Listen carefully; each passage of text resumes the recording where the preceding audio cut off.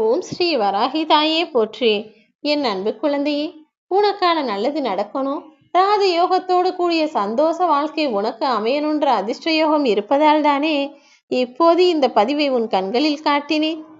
நீ சற்றும் எதிர்பாராத விதத்தில் இனி எல்லா சந்தோஷங்களும் உன் வாழ்வில் வந்து சேரும். காலம் எப்போதுமே உனக்கானதாக இருக்காது என் செல்லமே. காலமும் நேரமும் இப்போது உனக்கான அதிர்ஷ்டத்தை உன் வாழ்வில் கொடுக்க வரும்போது, உனக்கான நல்ல நேரத்தை நான் உருவாக்கும் போதே அந்த வாய்ப்பை முழுவதுமாக பெற்றுக்கொண்டு உன் கடமைகளையும் நீ சரியாக செஞ்சு முடிச்சிடு. நீ எல்லா வாய்ப்புகளையும் தவற விட்டுக்கிட்டே இருந்தீனா, உன் வாழ்வில் நல்லது நடக்கும் வாய்ப்புகளை நான் காட்டும் போதெல்லாம் நீ அலட்சியம் செய்து கொண்டே இருந்தால் நிச்சயமாக நீ ஒரு நாள் தூரமாய் தூக்கி வீசப்படுவாய் என் செல்லமே. ஏன்னா மனிதன் எப்போதுமே 20 வருஷம் நிம்மதியா வாழ்ந்தவனும் 20 வருஷம் கஷ்டப்பட்டு செத்து போனவனும் கிடையாது. ஏதாவது ஒரு சூழ்நிலையில சந்தர்ப்பத்துல மனித வாழ்க்கை உயரவும் செய்யும், தாழவும் செய்யும். உனக்கான வாழ்க்கையில் உயர்வை கொடுக்க நான் இருக்கிறேன் அல்லவா. இனி எப்போதும் நல்லதே நடக்கும் என நம்பி என்னை நோக்கி ஓடிவா. உன்னை நிரூபிக்க வேண்டுமென உறவுகளை தேடி போகவே வேண்டாம். உன் லட்சியத்தை நீ சாதித்து காட்டினால், அவர்கள் கண் முன்னால் நீ ஜெயிச்சு காட்டினா, உறவுகள் தானாகவே உன்னை தேடி வந்து உன்னையும் புரிந்து கொள்வார்கள் என் செல்லமே. எப்போதுமே இந்த கலியுக காலத்துல வேஷம் போட்டு நடிக்கும் மனிதனுக்கு கிடைக்கும் மதிப்பு கூட உண்மையான பாசத்தோடு பேசும் நல்ல அன்புள்ளம் கொண்ட மனிதனுக்கு கிடைப்பதே இல்லை. இதையெல்லாம் புரிந்து கொண்டு அத்தனையும் கடந்து போக கற்றுக்கள். மாயம் நிறைந்த இந்த கலியுக காலத்தில் மனிதனின் காயங்களுக்கு நியாயம் தேடாமல் இருந்தால்தான் நிம்மதியாக வாழ முடியும். இல்ல, நான் நினைச்சது சரி, நான் செஞ்சது சரின்னு உன்னுடைய விஷயங்களை நீ நியாயப்படுத்த நினைத்தால் மேலும் மேலும் உன் மனசை காயப்படுத்தி உன்னிடம் இல்லாத விஷயங்களையும் உன் மீது பழி போட்டு பேசுவார்கள் என் செல்லமே. ஏன்னா உண்மையான அன்புக்கும் பாசத்துக்கும் அவ்வளவுதான் இந்த பூமியில மதிப்பு.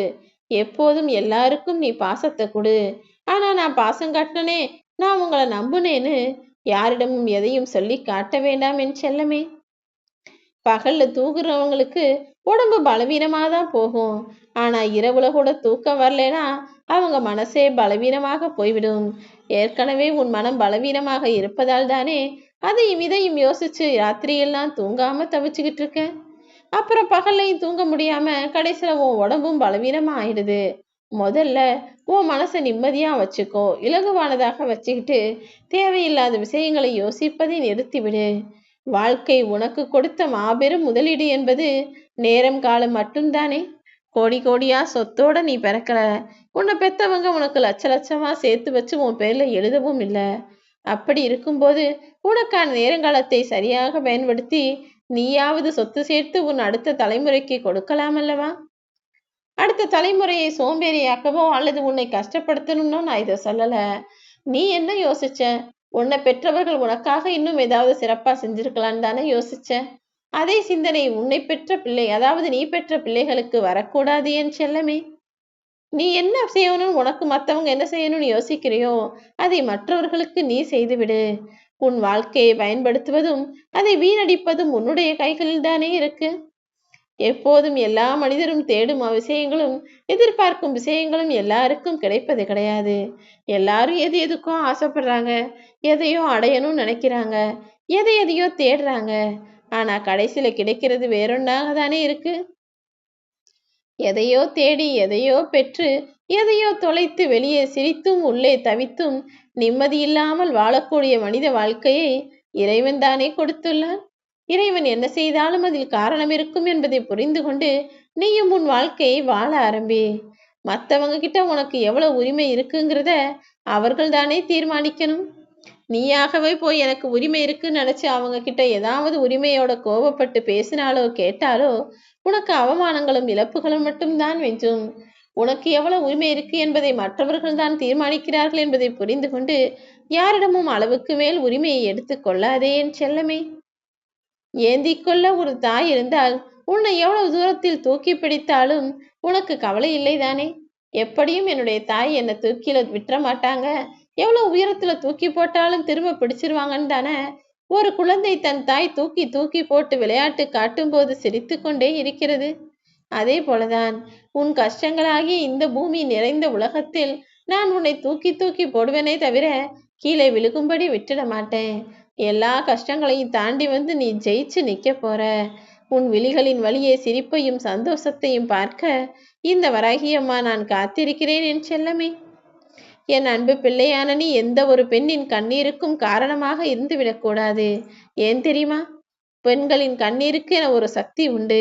அது வம்சத்துக்கே கூட அழிவை கொடுத்துவிடும்.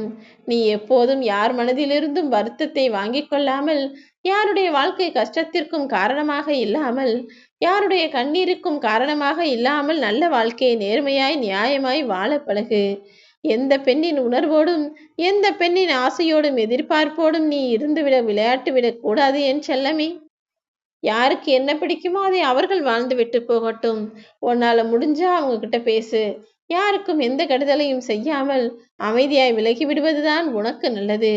உண்மை இல்லாத இடத்தில் போய் நீ உரிமையை கேட்க வேண்டாம் என் செல்லமே. அதே நேரத்தில் உரிமை இல்லாத இடத்தில் நீ பாசம் வைப்பதும் தவறாகிடும். உனக்கு உரிமை இல்லாத மனிதர்கள்ட்ட போய் நான் பாசம் காட்டுறேன், நான் எல்லாத்தையும் செய்கிறேன்னு அவங்களுக்காக நீ ஓடி ஆடி உழைச்சி வேலை செஞ்சு அவங்களுக்கு பிடிச்சதையெல்லாம் செஞ்சு கொடுத்துருக்கலாம். ஆனால் அவர்களுக்கு உன் மீது பாசம் இல்லை அல்லவா? அப்படிப்பட்டவர்களை நீ பழகுவதை காட்டிலும் பழகாமல் இருப்பதுதான் சிறப்பு. இதை புரிஞ்சுக்கிட்டினா உன் வாழ்வில் ஒரு காலமும் ஏமாற்றம் வராது என் செல்லமே. ஒரு மனுஷன் நோய்வாய்ப்படும் போது அவனுக்கு கிடைக்கக்கூடிய அன்பும் அக்கறையும் அவனுடைய மனைவியாகிய துணைக்கு ஒருபோதும் கிடைப்பதில்லை. மனைவியோ தாயோ அவங்களுக்கு உடம்பு சரியில்லைன்னா கூட அவர்களை அவர்களே கவனித்துக் கொள்ளக்கூடிய கஷ்ட காலத்தில் தானே இப்போது பெண்கள் வாழ்ந்து கொண்டிருக்கிறார்கள். குடும்பத்துல யாருக்கு உடம்பு சரியில்லைனாலும் அந்த தாயோ மனைவியோ ஏதாவது ஒரு விதத்துல அவங்கள நல்லா கவனிச்சு பார்த்து அதை பொறுப்பா எடுத்துக்கிட்டு சரி செஞ்சிருவாங்க.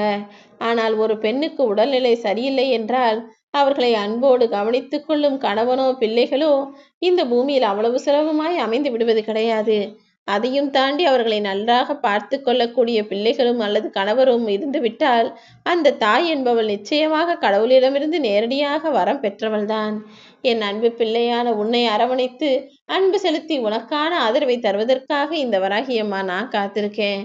உன்னை சுற்றி இருக்கும் உனது குடும்பமும் உன்மேல் ஆசா பாசத்தோடும் அன்பும் அக்கறையோடும் இருக்கக்கூடிய மனிதர்களாக வாழும்படி நான் பார்த்துக்கிறேன் என் செல்லமே.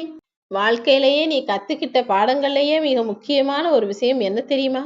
யார் யார்கிட்ட எப்படி எந்த அளவுக்கு பேசணும், எந்த அளவுக்கு பழகணும் என்பதுதான். எப்போதும் எல்லா மனிதர்களிடமும் ஒரு சிறு இடைவெளி விட்டு பழகு. ஒரு சிறு இடைவெளியுடன் கூடிய அன்பையும் பாசத்தையும் உரிமையையும் நம்பிக்கையும் கொடு. அதுதான் காலாகாலத்திற்கும் உன் மனம் கஷ்டப்படாமல் உன்னையும் பாதுகாக்கும். அந்த உறவும் நிலையாக நீடித்து நிற்கும். எப்போதும் எல்லா வகையிலும் உனக்கு நல்லது சொல்லும் இந்த வராகியம்மா இப்போதும் உன் வாழ்க்கைக்கான பாடத்தை தான் கற்றுக் கொடுக்கிறேன். எந்த மனிதர்களிடம் எந்த அளவுக்கு நம்பிக்கை வைக்கணும், யார்கிட்ட எப்படி நடந்துக்கணும்ன்றத பார்த்து நடந்துக்கோ. உன் வாழ்க்கையை ராஜயோகம் நிறைந்ததானதாகவும் அதிர்ஷ்டமயமானதாகவும் நான் மாற்றி கொடுக்கிறேன். உனக்கான நல்லது நடக்க வேண்டிய அதிர்ஷ்ட நேரம் வந்து விட்டதல்லவா? இனி நீ எதிர்பார்த்ததற்கு அதிகமாகவே சகல செல்வங்களும் சகல சௌந்தரியங்களும் சகல ஐஸ்வர்யங்களும் சகல சௌபாக்கியங்களும் உனக்கு உண்டாகும். இனி எல்லா நாளும் உனக்கான நாளாக உனக்கு வெற்றியை தரப்போகிற நாளாக இருக்கத்தான் போகிறது. எல்லா சூழ்நிலையிலும் இந்த வராகியம்மா நான் உனக்கு துணையாய் இருக்கேன்னு நம்பிக்கை வை. நிச்சயமாக உனக்கான நல்லதை நான் செய்வேன்.